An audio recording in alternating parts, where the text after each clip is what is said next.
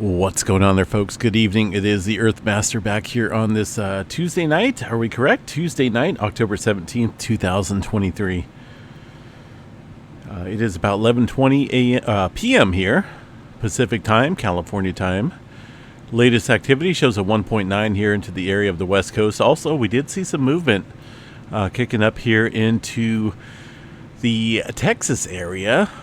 This 3.8 originally came in as a 4.2, downgraded slightly there by the USGS, although a slight uptick going on here across the area, in this area of Texas. If you kind of want to know what's out there, well, we got quite a few. These are solar farms out here, but I'm not 100% certain what has taken place prior to the development of these solar farms. It is in an area that has seen quite a bit of oil operations out here, oil pumping operations, wastewater disposal facilities, and that's what these little ponds are out here, reflected from the sunlight out here in this area of Texas. But from what I know, this is some type of solar facility. Again, prior to the development of this area, there may have been some oil fields out here. Coincidentally, 3.8 occurring underneath this area at about 5 kilometers deep. Further outside the zone here, very minimal movement into the Pacific Northwest. Here we got Mount St Helens rocking and rolling. Quite a bit of earthquake activity stirring up here in the last 24 hours, it looks like. A couple ones showing up. This is just an ongoing event up here. For the past, I'd say about the past 45 days or so, we've seen quite a bit of earthquake activity stirring up here in this region. So we're going to go double check the Mount St. Helens area here from the USGS and just specifically check out the seismograph stations out here because I'm uncertain on if this is all the activity that's being reported. We need to double check that and make sure. There's some of that earthquake activity occurring beneath the summit area of Mount St. Helens. Now, a seismograph station right here will show some of that activity. Well, I see a couple of them already potentially. Here's one in the last 24 hours. Maybe another smaller one. Some of these larger ones could be distant earthquakes or potentially something further underneath this area of the volcano. There's definitely some sizable readings here on the graph that may be some of those earthquakes that the USGS is reporting, but underneath this area in a deeper region of the Mount St. Helens area. Let's see if we can spot that on some of these earthquake, or at least some of these seismograph stations here. So looks like maybe some of those they're showing up on this station just south of the summit area. Not a huge swarm, definitely not a huge earthquake swarm out there across the area of Mount St. Helens. As you can see here, some of that activity occurring definitely well below the summit area. But we'll keep an eye on this because this area has definitely seen, well, a pretty good earthquake swarm out here in the past 30. This is just the past 30 days. If we were to go back the past 45 days, we're probably coming up on close to 200 earthquakes around Mount St. Helens. That's a lot, right? Any normal folk would say, hey, what's going on out there? Why are all these earthquakes happening out there? If you look at some of these, the magnitudes here, this has just been the largest magnitude of 1.6. Not a big deal. But these earthquakes have been occurring roughly between the surface areas around the summit area down to about 6 to 7 kilometers deep. So the typical magma movement here for this area would be around 6 to 7 kilometers deep. So I'm just kind of watching this, seeing if anything kicks off here far as further movement goes. There's not a whole lot of tilt meters out here far as let's see here, GPS. I guess we can bring up this tilt meter, but nothing specifically right around this area where we would want to watch, right? So you have to look at other GPS displacement areas.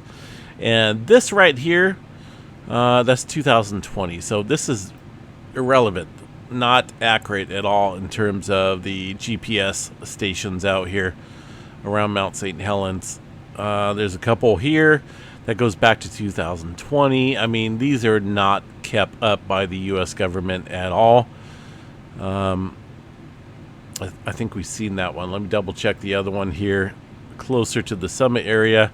Yeah, that one's got the same one, but there's other GPS coordinates and stations that we can monitor out here that may be a little bit closer to the summit area. I don't know why the USGS does not have that specifically out there on their website, but let's see here. This is the 2022. Look at these. These are 2-year intervals, right there. So 2024 would be roughly right around here. So this is somewhat of a current GPS station.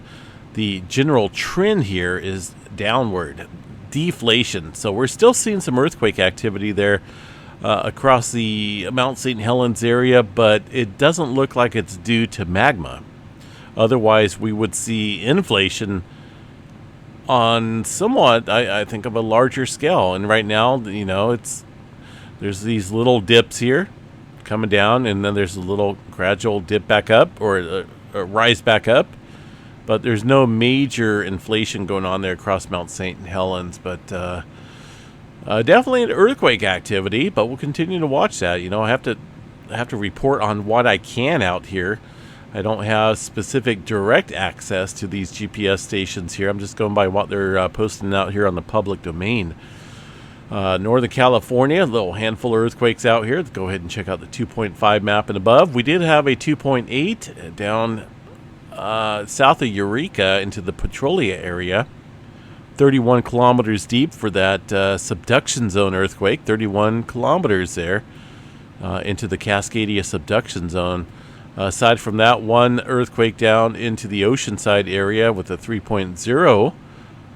That earthquake coming in relatively shallow on one of these troughs just off the Southern California area. But aside from that, most of the general movement out here in California and the West Coast as a whole is shallow. Or not shallow, but basically microquake activity. A little bit of shallow and a little bit of deep movement. Yellowstone National Park, of course, we had some wind events earlier. I kind of pointed those out in my previous update. And there they are. Showed up pretty nicely here in this seismograph station earlier this morning. Across numerous seismograph stations, actually. But as far as earthquake activity, well, it looks like there's been a couple. Here's one outside of the windy area. This has been a kind of a wind event up there in Wyoming. But there's a little earthquake. Doesn't look like they've reported that one there around the Yellowstone area. But it's a very small one, probably below the 2.0 threshold. But it did show up here across the northwestern area of Yellowstone National Park.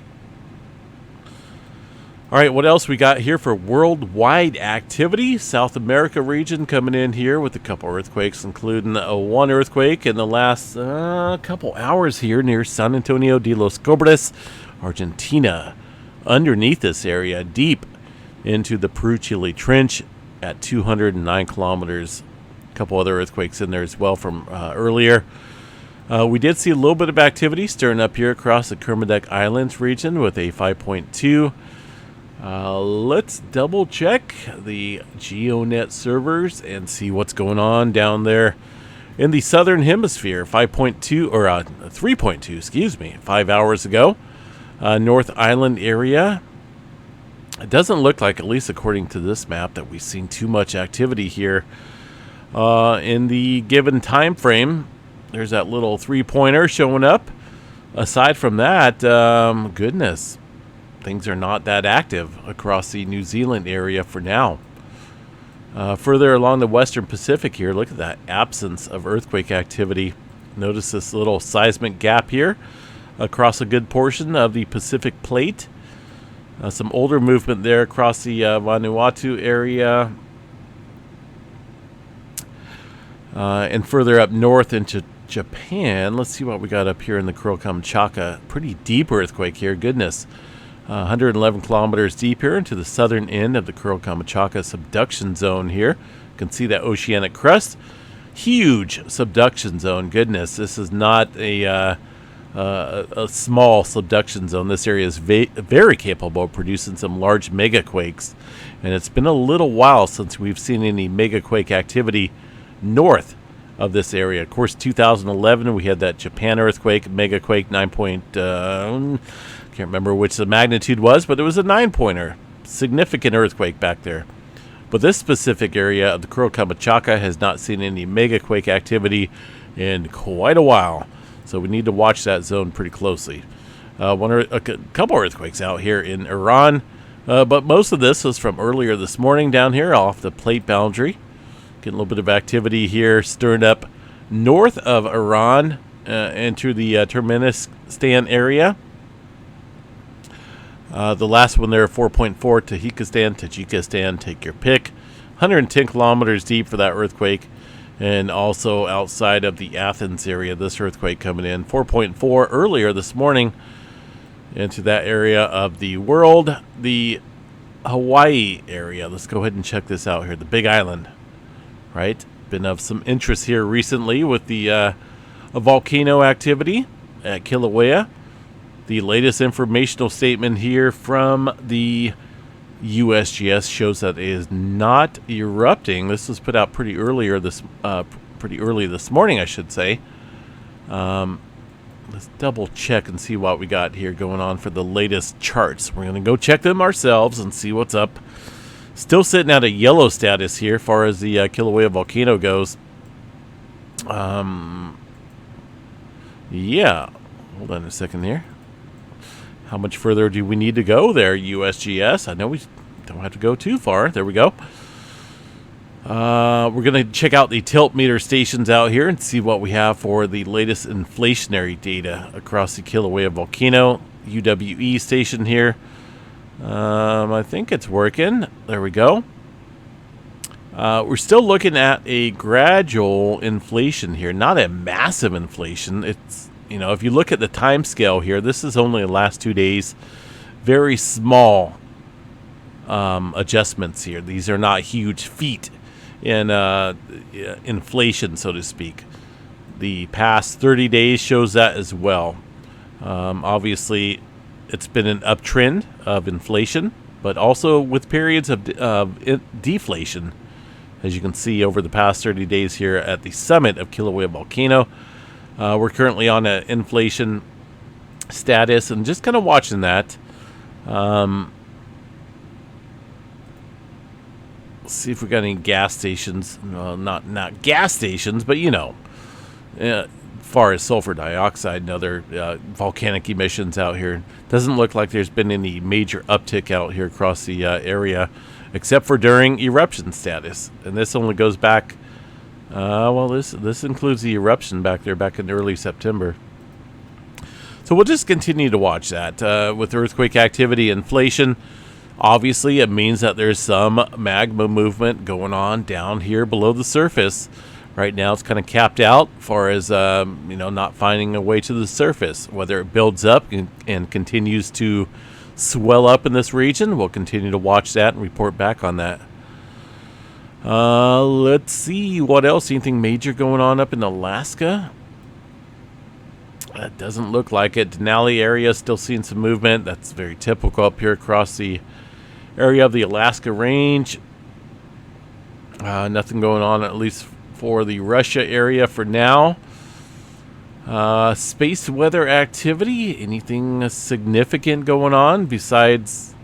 Well, I see a little bit of I've seen a little bit of G1 category coming in here, so we'll check that out here in a second. But solar flare activity is way down there in the B flare category. That's that means that it's pretty boring in terms of solar flare activity. Looking at the UV filter out here, we do have a couple active regions coming around the eastern limb here of the sun. We continue to watch that. There is a little bit of forecasting here in the 3-day geomagnetic forecast for some G1 class storming. I can't really think of where that may have came from.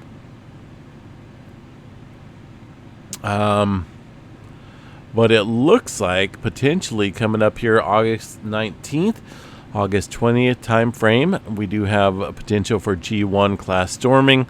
That would enhance the aurora forecast here across the higher latitudes, but not for sure why. Looks like a coronal mass ejection observed on October 16th is predicted to pass close to Earth. I really didn't see any CME blasting off.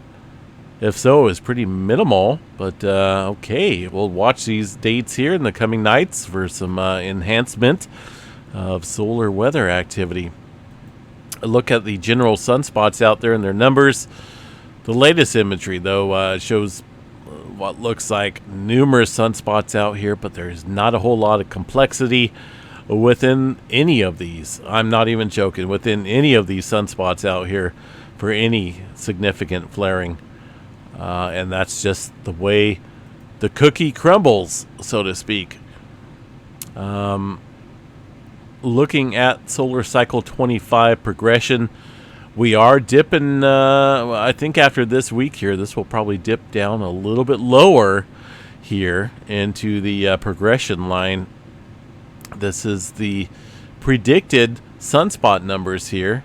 I mean, I get it. There's still numerous sunspots on the sun.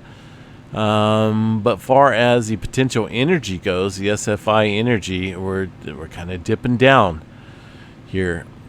But overall trend, it looks like we're still above the predicted number here for the solar cycle 25, which should peak out in 2025. So 2024 should be a very interesting year here as far as the solar peak time frame goes for, you know, the maximum of this solar cycle.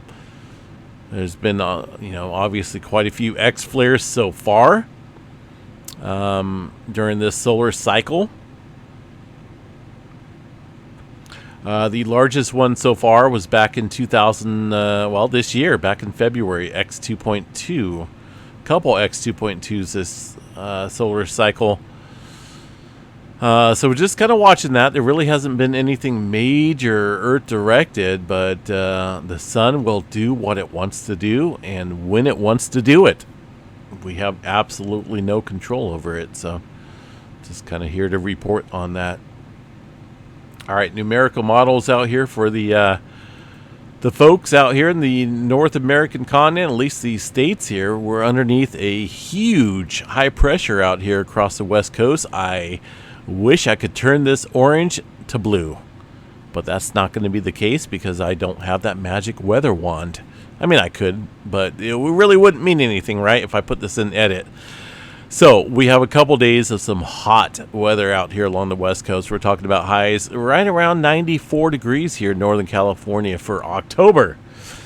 Goodness. Some cooling going on out there in portions of the Midwest with a deepening trough. Very typical here of a weather pattern. Colder temperatures out east, higher pressure and ridging out along the West Coast. It's not going to last for long, though. A little bit of cooling trend going on as we head towards early next week. High pressure building out here across areas of the Great Lakes. And it looks like, oh man, it looks like low pressure definitely wants to build in as we head towards the end of October. High pressure out in the eastern areas of the coast, eastern states. I'm hoping it stays this way. I don't want to see a flip-flop pattern here, but it looks like maybe that may take shape as we head towards early November. So again, these are just weather models. They are forecast to change. Well, they're obviously going to change long terms, but I don't like the high pressure. I really don't. Anyone that knows me knows I'm not a fair weather guy, and I don't like the neutral weather at all. Not for sure how anyone could handle the neutral weather. I want the cold temperatures, and in fact, I would love to see some major storming out here across the West Coast, but I guess we'll see how it plays out. Far as any major volcanoes going on here across the USGS monitored areas, there's really not a whole lot right now. Everything looks pretty calm. There's obviously some volcanoes across the Indonesia Islands area that does take place any given day, any given year. But far as the USGS monitored volcanoes go, they are as is. Nothing of elevated activity right now, including areas across the West Coast. So things are normal. Three Sisters, beautiful area across the Oregon region, but those are indeed volcanoes. You remember this area out here? There was an article here a couple years ago. I actually went up here to check out this area of Three Sisters, to check out swelling going on out here, some inflation. So let me check this. I completely forgot about that.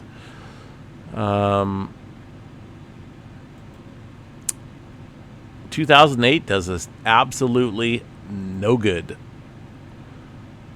Let's see if I can get the seismograph station to key up here. But there was a little area out here southwest of the Three Sisters area that sparked a little bit of concern with geologists because it was showing some inflation going on. And there's not if you look, there's not a whole lot of GPS stations out here or seismograph stations. So you would think, common sense, right?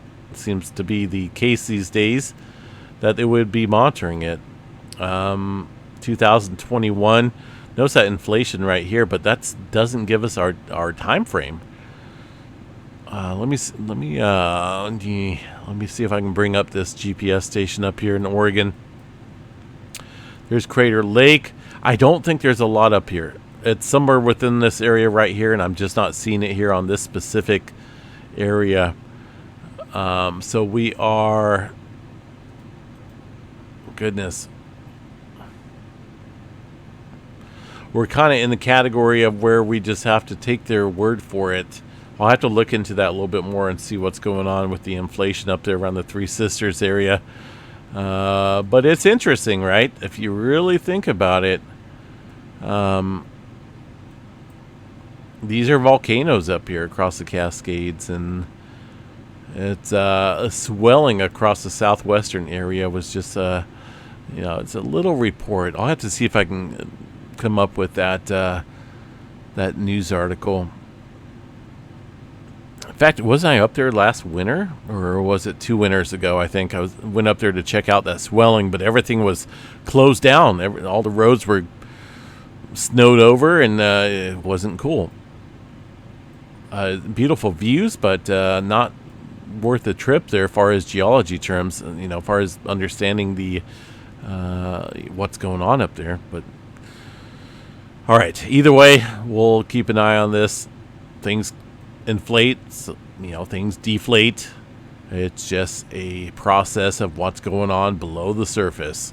Yellowstone will no doubt inflate one of these days here and provide us with quite the show, but I think for now we are looking at pretty quiet conditions out there. There's not a whole lot of huge earthquake swarming. In fact, the last huge earthquake swarm, let's see when that was up there at Yellowstone. It's been a little while since we've seen anything significant going on up there. I'm going to go 2.0 and above. And we are just going to go back. I remember 2007, 2008, 2009 was pretty significant earthquake swarm. But I just want to go back to the past 2000 or so and show you guys when the last big